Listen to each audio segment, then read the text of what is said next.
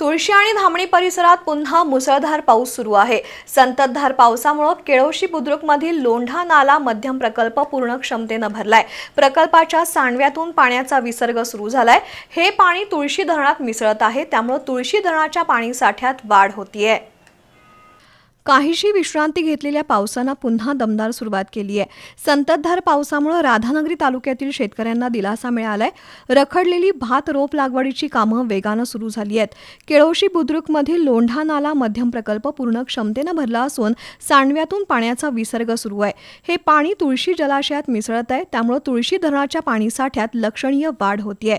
बैलगोंड ओढ्यावर उभारण्यात आलेल्या या प्रकल्पामुळे केळोशी, जाधववाडी, सुतारवाडी, वळवंटवाडी, कुंभारवाडी, कुरणेवाडी, देऊळवाडी तसंच परिसरातील वाड्या वस्त्यांच्या सिंचनाचा प्रश्न मार्गी लागलाय।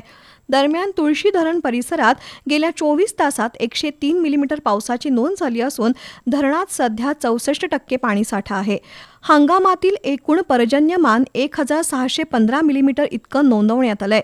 पावसाचा जोर कायम राहील आणि केळोशी प्रकल्पातून होणारा विसर्ग वाढला तर तुळशी धरण लवकर भरेल, अशी माहिती शाखा अभियंता अंजली कारेकर यांनी दिली आहे।